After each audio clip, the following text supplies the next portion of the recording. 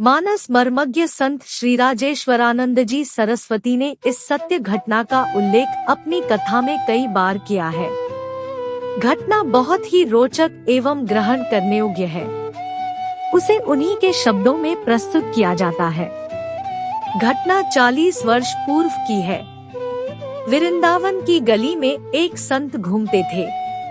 उन्हें देखकर सब लोग कहते थे, जज साहब आ रहे हैं। एक अन्य संत ने पूछने पर बताया कि ये पहले जज ही थे। दक्षिण भारत के एक शहर में जज के पद पर सेवारत थे।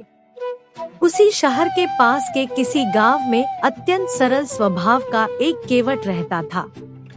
उसकी विशेषता यह थी कि कोई भी उससे कुछ पूछता तो वह उत्तर देता था।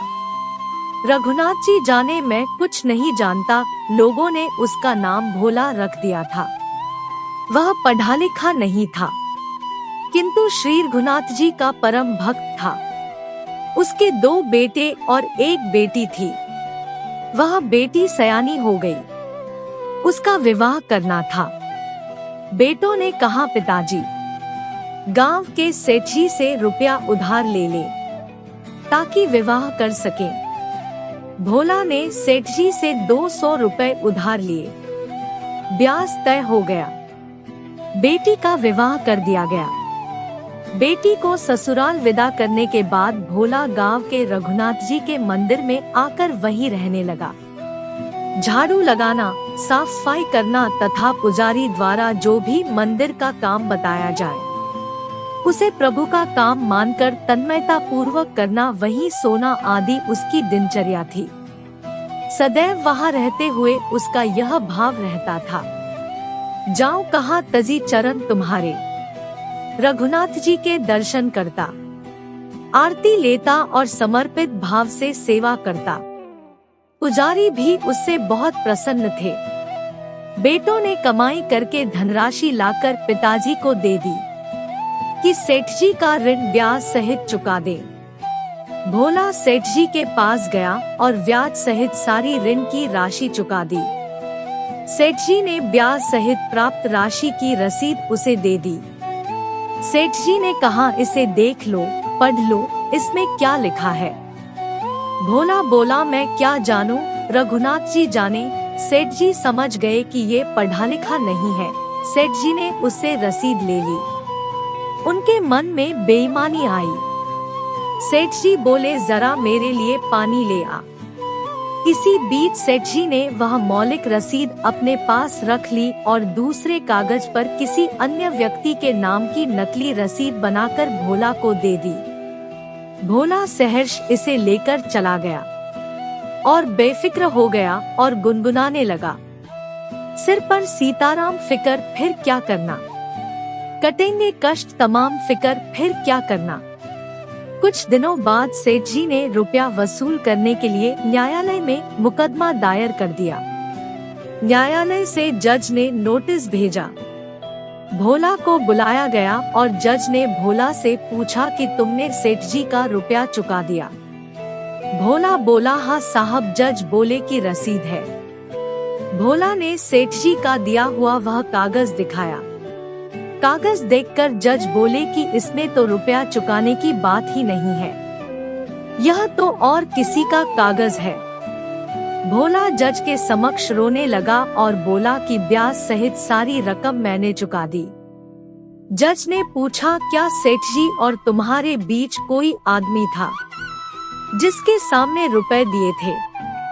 भोला बोला, हाँ, रघुनाथ जी थे। जज समझे कि गांव का ही कोई व्यक्ति होगा। उन्होंने भोला से कहा, अभी तो तुम घर जाओ, जब हम बुलाएं तब आना। जज ने सेठ जी तथा भोला को नोटिस भेज दी। रघुनाथ जी के नाम की भी नोटिस भेज दी। चपरासी को गांव में रघुनाथ जी नाम के किसी भी आदमी का पता नहीं चला। लोगों से पूछता रहा। किसी ने बताया कि यहाँ रघुनाथ जी का मंदिर है। चपरासी मंदिर में गया। वहाँ तो पुजारी थे। उनको नोटिस दे दी। पुजारी ने पढ़ा तो आश्चर्यचकित रह गए। वे मन ही मन कहने लगे, प्रभु, अभी तक आपके लिए वस्त्र, आभूषण, प्रसाद आदि आते रहे, आज नोटिस आ गई, इसे भी स्वीकार करे और अपने केवट भक्त की गवाही दे, जिसे एकमात्र आपका ही भरोसा है। पुजारी ने भोला से पूछा, तुमने रघुनाथ जी का नाम क्यों लिखा दिया? भोला क्या उत्तर देता? अब रघुनाथ जी जाने ऐसा ही सोचता। कोई भी काम करे तो रघुनाथ जी की ओर देखे, पक्का भरोसा था उसे, वह गुनगुनाता था, हरि बिनु संकट कौन निवारे, साधनहीन हूँ मैं जाऊं किसके द्वारे, जाएगी लाज तुम्हारी नाथ मेरो कहाँ बिगड़ेगो, तेरो ही आसरो मेरी हंसी नहीं तेरी हंसी है, जाएगी लाज तुम्हारी। पुजारी ने एक दिन पहले भोला को घर भेज दिया कि कल पेशी है, तैयारी करो और समय पर पहुंच जाना। फिर पुजारी ने दूसरे दिन जल्दी उठकर भगवान रघुनाथ जी को स्नान कराया, नए वस्त्र पहनाए, भोग लगाया और कहा, आज आपको कोर्ट में जाना है, भोला को आपका ही भरोसा है, जाना जरूर भगवन, उसका आपके सिवा कोई नहीं है। दूसरे दिन कोर्ट में भोला पहुंचा। जज ने पूछा, तुम्हारे गवाह रघुनाथ जी कहाँ है? भोला बोला, वे तो सब जगह रहते हैं, आते ही होंगे। जज के कहने पर रघुनाथ जी हाजिर हों। इस प्रकार 3 बार चपरासी ने कोर्ट में आवाज लगाई।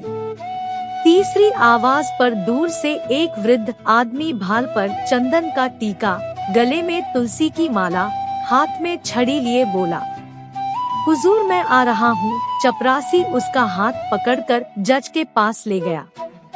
जज ने पूछा, क्या आपके सामने सेठ जी को रुपए चुकाए गए?